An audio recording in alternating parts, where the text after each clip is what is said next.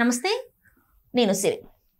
గత ప్రభుత్వ హయాంలో జగన్ గారు అంటే ఆ ప్రభుత్వంలో తన హయాంలో ఎట్లాంటి పనులు చేశారో, ఎవరెవరి మీద కక్ష పెట్టుకున్నారు అనే దాన్ని అంటే మాజీ ఐపీఎస్ ఆఫీసర్ ఏబి వెంకటేశ్వరరావు గారు అయితే చెప్పడం జరిగింది. ఇంతకీ తను ఏం చెప్పారో, అప్పటి ప్రభుత్వ హయాంలో జగన్మోహన్ రెడ్డి గారు ఏం చేశారు అనేవి మనకు తెలియజేయడానికి మనతో పాటు ఉన్నారు ప్రముఖ సీనియర్ జర్నలిస్ట్ దుర్గా కుమార్ గారు.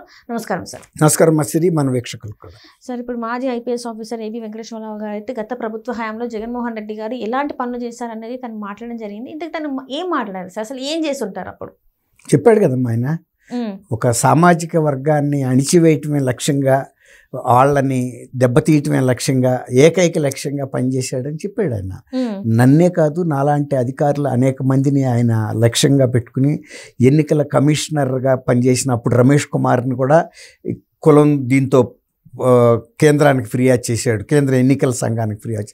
తర్వాత కరోనా టీకా కనిపెట్టినటువంటి ఆయన కంపెనీ వాళ్ళ మీద కూడా కులం అంటగట్టాడు, కరోనా టీకాకి కులాన్ని అంటగట్టాడు.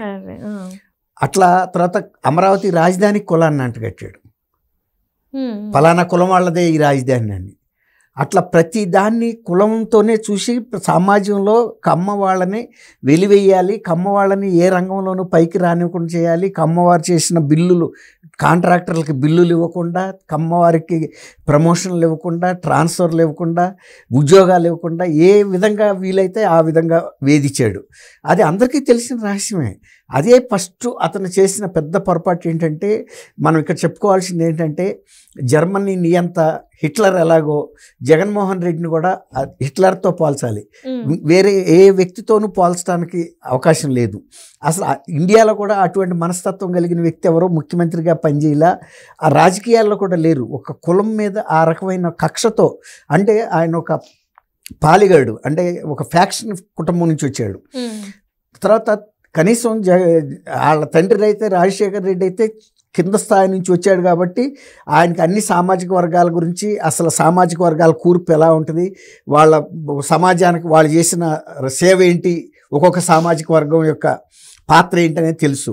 ఈయనకి ఏం తెలియదు, హైదరాబాద్లో పుట్టి పెరిగాడు. ఆయనకి తెలిసిందల్లా వాళ్ళ తాతలాగా ఒక మొండి వైఖరి, ఎవరినైనా సరే నేను ఏదైనా చేయగలను అనే ఒక ధీమా, అంతే తప్ప అసలు సమాజంలో ప్రజలతో కలిసిమెలిసి ఉండటం అనేది ఆయనకి రాదు.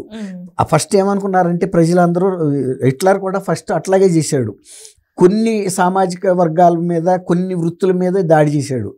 అట్లా వాళ్ళు ఏమనుకున్నారు, ముందు ఒక వర్గం మీద చేస్తుంటే వాళ్ళ మీద చేస్తున్నాడు, మనకెందుకులే అని వాళ్ళందరూ సైలెంట్గా ఉన్నారు.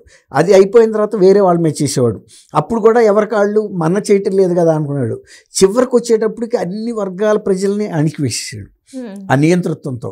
అంటే ఎవరికి ఏ విధమైన స్వేచ్ఛ హక్కులు ఏం లేవు. ఆంధ్రప్రదేశ్లో కంట్రోల్లో ఉండాలి మొత్తం. ఆంధ్రప్రదేశ్లో పోలీసు కనుక మొన్న ఎట్లా వ్యవహరించారో, కాదంబరి జత్వానీని అక్కడి నుంచి తీసుకురావటం కానీ, లేకపోతే సుధాకర్ డాక్టర్ని కానీ, తర్వాత ఇతర పార్టీల నాయకుల్ని కార్యకర్తల్ని కానీ ఎట్లా వేధించారో. ఇప్పుడు ఆయన ఎంపీ సురేష్, నందిగాం సురేష్, ఆయన దళిత వర్గానికి అని చెప్పుకుంటున్న వ్యక్తి ఒక దళిత మరియమ్మ అనే మహిళ హత్య చేశాడు. ఆ హత్యలో ఆయనకి బెయిల్ రాకపోవటం, దళితుల్ని వేధిస్తున్నారు, వ్యవస్థల్ని మేనేజ్ చేస్తున్నారని సజ్జల రామకృష్ణారెడ్డి గారు మాట్లాడతాడు. ఆయన ఒక రాజ్యాంగ పదవిలో పనిచేశాడు, ఒక ప్రధాన కార్యదర్శిగా, సలహాదారుగా ప్రభుత్వానికి కొన్ని వేల రూపాయల చొప్పున నెలకు తీసుకున్నాడు. ఆ ప్రభుత్వం ఎలా పనిచేస్తుందో, న్యాయ వ్యవస్థ ఎలా పనిచేస్తుందో కూడా ఆయనకు తెలియదు. ఇప్పుడు నిజంగా కనుక వ్యవస్థలను కనుక తెలుగుదేశమే మేనేజ్ చేయగలిగితే, జగన్మోహన్ రెడ్డి గారు 12 ఏళ్ల పాటు బెయిల్ మీద ఉండి 5 ఏళ్ల పాటు ముఖ్యమంత్రిగా కూడా ఎట్లా పనిచేస్తాడు? ఆయన మీద ఉన్న కేసులు భారతదేశంలో ఏ రాజకీయ నాయకుడి మీద లేవు, ఏ వ్యాపారవేత్త మీద లేవు, ఏ అవినీతిపరుడి మీద లేవు. 45,000 కోట్ల రూపాయల జప్తులోనే ఉన్నాయి ఆయన ఆస్తులు. అవి కాకుండా ఎన్ని కోట్ల రూపాయలతో, వేల కోట్లతో ఆయన వ్యాపారాలు నడుస్తున్నాయి, ఆయన వ్యాపార సామ్రాజ్యం. ఇప్పుడు ఏబి వెంకటేశ్వరరావు గారు చెప్పింది ఏంటంటే, ఒక సామాజిక వర్గాన్ని వెలివేసినట్టుగా కక్ష సాధింపుతో చేశాడని చెప్పాడు. అది మొదట చేసిన మాట వాస్తవం. కానీ ఆ తర్వాత ఆయన అక్కడికి పరిమితం అవ్వలేదు. ఏ వర్గాన్ని కూడా ఆయన వదిలిపెట్టలేదు, ప్రతి వర్గాన్ని వేధించాడు. ఎందుకు వేధించాడు అనేది ఇప్పుడు అంటారు చూడండి, ఆయన్ని ఏదో సైకో అని. ఇప్పుడు ఆ సైకోలు చేసే పని తప్ప ఒక ముఖ్యమంత్రి చేయడు. ఒక ముఖ్యమంత్రి అయితే ప్రజలందరినీ బిడ్డల్లాగానే చూస్తాడు. ఇప్పుడు రాజశేఖర్ రెడ్డి గారు ఆయన రాజకీయాలు నడిపినప్పుడు, ఆయన రాజగోపాల్ ఉన్నాడు కదా, లగడపాటి రాజగోపాల్. మరి ఆయన పాదయాత్ర మొత్తాన్ని కొన్ని కోట్ల రూపాయల ఫైనాన్స్ ఆయన ఇచ్చాడు.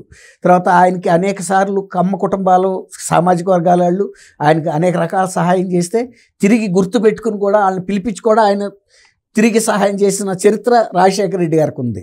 అంటే తండ్రి గుర్తుపెట్టుకుని కాదు, DNA ఒకటి కాదు అక్కడ. అట్లా పని అన్ని వర్గాలకి వ్యతిరేకించిన వ్యక్తి పని కుటుంబానికి ఏమన్నా మంచి చేశాడంటే సొంత బాబాయిని కూడా లేపేయడంలోనే ఆయన ప్రధాన పాత్ర వహించాడు. మరి 5 సంవత్సరాలు ముఖ్యమంత్రిగా ఉన్నప్పుడు బాబాయిని చంపిన వ్యక్తులను శిక్షించాలి కదా, శిక్షించాడా? ఇంకా పైగా సొంత చెల్లిని కూడా పక్కన పెట్టుకు తిప్పాడు, సొంత చెల్లిని కూడా బెదిరించాడు, ఎవరిని, సునీతాని కూడా. అట్లాగే షర్మిల విషయంలోనూ చేశాడు, తల్లి విషయంలో చేశాడు, తల్లిని కూడా ఆ పదవి నుంచి తప్పించాడు. ఇప్పుడు మొదట ఏబి వెంకటేశ్వర గారు చెప్పిన మాట వాస్తవం. ఆయనకి ఏంటంటే ఆయన ఒక ఫ్యాక్షన్ కుటుంబం నుంచి వచ్చాడు కాబట్టి దళిత వర్గాలు, బీసీ వర్గాలు, మైనారిటీలు వీళ్ళందరూ కూడా ఉన్నత వర్గాల, సామాజిక వర్గాల చెప్పు చేతల్లో ఉండాలని ఆయన కోరుకుంటాడు.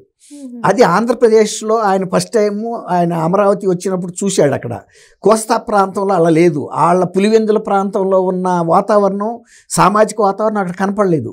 అక్కడ అందరికీ సమానమైన హక్కులు ఉన్నాయి. ఏ సామాజిక వర్గాన్ని ఎవరు కేర్ చేయరు, అక్కడ అందరూ కలిసిమెలిసి ఉంటారు.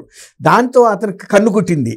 అక్కడ కమ్మ సామాజిక వర్గం మొదటి నుంచి కమ్యూనిస్ట్ పార్టీలు ప్రగతి భావాలు కలిగిన సామాజిక వర్గం. అది ఫస్ట్ నుంచి వాళ్ళు సామాజికంగా అందరినీ అప్లిఫ్ట్మెంట్ చేసే సామాజిక వర్గమే తప్ప ఫ్యాక్షనిజం పెంచి వాళ్ళ కాళ్ళ కింద పడి ఉండాలని వాళ్ళు ఎప్పుడు కోరుకోలేదు. అందువల్ల ఆ వాతావరణం అతని గిట్ల. కాబట్టి ఈ సామాజిక వర్గాన్ని దెబ్బతీస్తే ఇక్కడ సమాజాన్ని కూడా దెబ్బతీయొచ్చు, మిగిలిన వర్గాలని మన కాళ్ళ కింద పెట్టుకోవచ్చు అని పథకం వేశాడు అతను. అక్కడలాగా పులివెందులలో లాగా, కడప జిల్లాలో లాగా ఉండాలని కోరుకున్నాడు. ఇక్కడ అడ్డంగా ఉన్న వర్గం ఏంటంటే కమ్మ సామాజిక వర్గం వీళ్ళందరినీ కూడా చైతన్యపరుస్తుంది. సో వీళ్ళని ఆర్థిక మూలాలు దెబ్బ కొట్టేస్తే వీళ్ళ ప్రభావం సమాజం మీద ఉండదు. ముందు వాళ్ళ బ్రతుకే వాళ్ళ కష్టమైపోతుంది.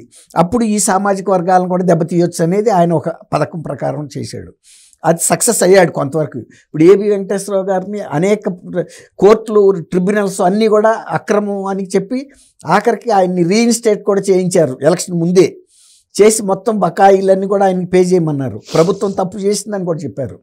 అదే ఏదైనా సిగ్గున్న ప్రభుత్వం అయితే తప్పు చేసామన్న భావన ఉంటుంది. జగన్మోహన్ రెడ్డికి అట్లాంటి భావన ఏం లేదు. ఆయన దర్జాగా రీఇన్స్టేట్ అయిన తర్వాతే రిటైర్ అయ్యాడు.